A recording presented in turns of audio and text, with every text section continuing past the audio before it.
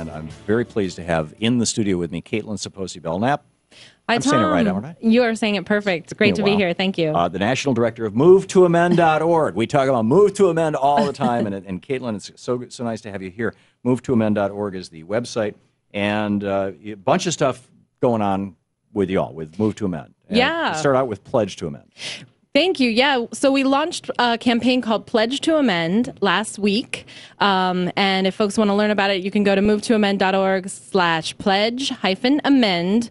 And what it is a campaign to target elected officials and candidates for office, because as we all know, we're about to be hitting election season here. It's a federal election year. We're already in it. Yeah. Well, you know, the lay people don't really pay attention to Labor Day. So we're gearing up to be ready for that and to be every place where every city council member, every state assembly person, every candidate for Congress is, whether we're talking about debates, Labor Day picnics, what have you, and to find out what their position is on whether corporations should have constitutional rights and money should be speech, and if they're willing to support amending the Constitution, and also what they are going to do if they get elected. Right.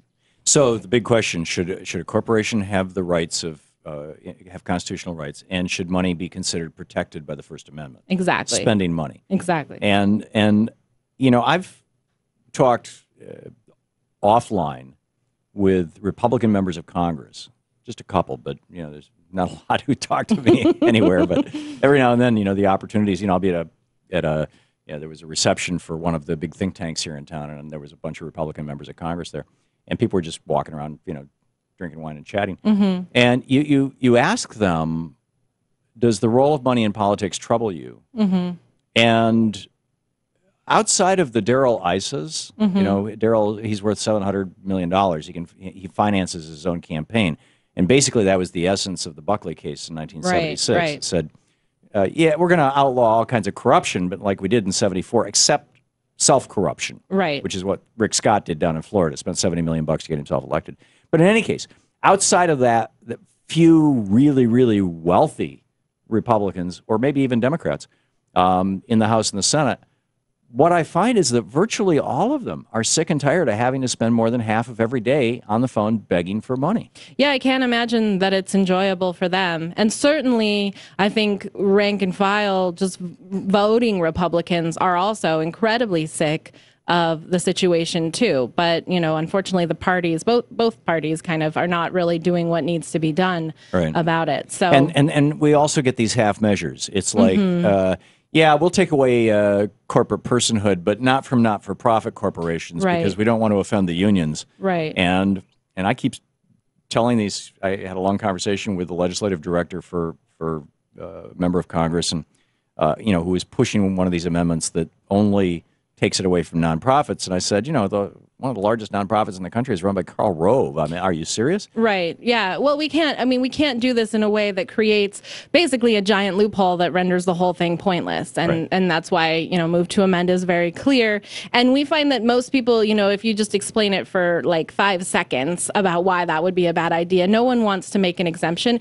And it's just really logical. Only human beings should have constitutional rights. Any other entity, what rights and privileges they have, that's a political question that we need to decide through the political process. But the Constitution is where you can't touch anyone's rights if they have rights under the Constitution, and that's why it should only be people who have them. It's very simple. It's very straightforward.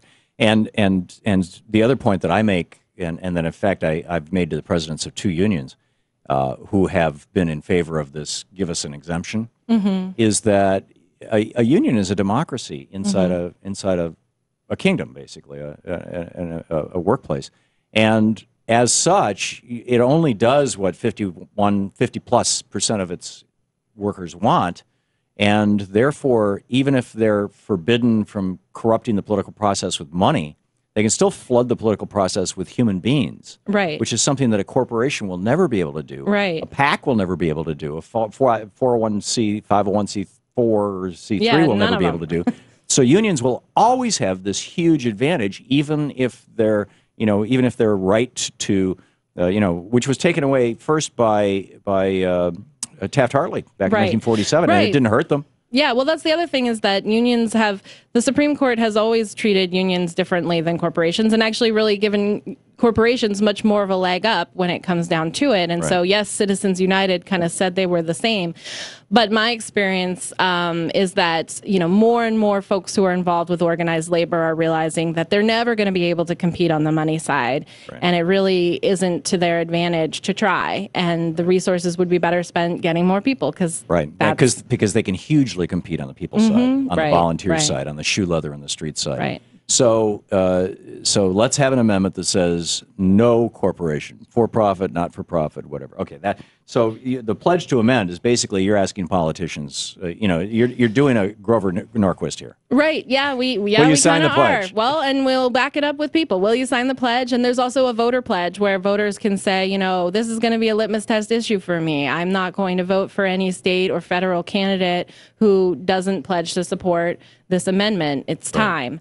And so we're launching it this year. Obviously, this will be an ongoing campaign and part of Move to Amend, but we think that people are really receptive to it right now. So we just launched it, and we hope folks will get involved. And, bird dogging candidates is really fun. So it'll be a good campaign. Now, in the House and Senate, there was a bill introduced into the Senate, as I recall, last year, or earlier this year, but it only dealt with money as speech.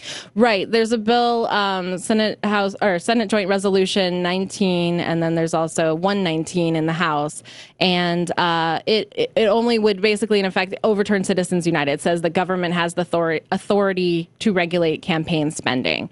And again, I would say, that's no accident. It's happening now. Two things. One, all of the energy and work that has gone into letting elected officials know from their constituencies that they want to see this amendment has caused them to kind of prick up their ears and go, oh, this is an election year. I need to show that I'm doing something about it. But of course, typical to D.C., what's the least amount that I can do? And it's going to come up for a vote next month, but it's not going to pass. It's not going to go anywhere. And we need to be building the movement of people and focusing our attention on lawmakers in D.C. Right now, that's not the time for it, we feel. Yeah. So, rather than getting all, I haven't gone ballistic on any politicians on this thing. I haven't, I remember back during the bankruptcy hearings back in 2005, this was a really bad bankruptcy bill that exempted student loans and you can't declare bankruptcy. And I had a Democratic senator on and rather read her the Riot Act over it. She hasn't come on the program since then. But I have not done that on this topic, even though I agree with you, this is not an optimal piece of legislation because I simply know it's not going to go anywhere. Right. It's kind of an election year stunt. But it does show that we're making progress. There's no way 2 years ago that they would have thought that this would be an effective thing to get out and try to make noise that anybody about. Would have tried to campaign on it. Right. Exactly. Yeah. So it really does show that we are growing. We just need to make sure that we continue on our steady pace and not get too excited or derailed. Takes us back to the citizen involvement part of this. We didn't hit the Civil Rights and Voting Rights Acts until there was a massive outpouring until it was so obvious. The metaphor I always use is that politicians, it doesn't say leader anywhere in the Constitution, and that politicians only lead when the parade gets big enough, they jump in front of it, hoist a flag, and say, this is my parade. Right. And so what's incumbent upon us is to create a parade large enough and loud enough that politicians are going to want to jump in front of it. And that requires a certain level of education to say we're not just rolling back Citizens United. We're rolling back legislation that goes all the way back to the 19th century, and that has given corporations greater power than they should have. Right, absolutely. I mean, basically what it means is that they're the real rulers of this country, because any law that we pass at the local, state, or even federal level is vulnerable, is subject to some company with enough money suing and making the case that it violates their rights in some way.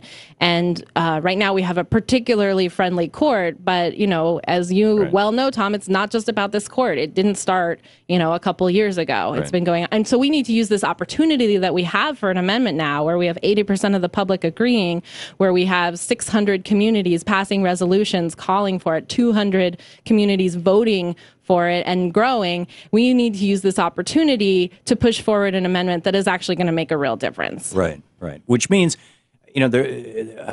forgetting the name of it, Thorsten Veblen, I think, came up with this theory that there was this tipping point. If you could influence the influencers, if you could get 20% of the people who were considered the influencers in society on with something, that was the point at which society within that generation would completely flip. Right. And that's what you're working toward.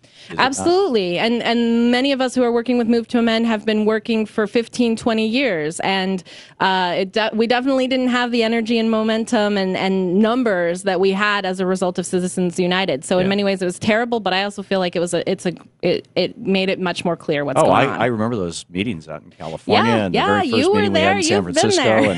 And when my book on equal protection came out, and everybody was like, "What's this?" And the publisher was like, "Nobody wants to read about this. Too complicated for anyone to understand." And now it's just so, Stephen Colbert, Jon Stewart. Exactly. Caitlin sopoci-belknap, she is really doing the work. Get over to movetoamend.org and check it out. And also the Pledge to Amend. Pledge to Amend. That program is at movetoamend.org. Yeah, you can find it through the front page of the site. Yeah, it's on the front page. Okay. You can check it out. Okay, Caitlin, thanks so much. Thanks so much, Tom. Great to have you. Movetoamend.org. Check it out. You're listening to the Thom Hartmann Program.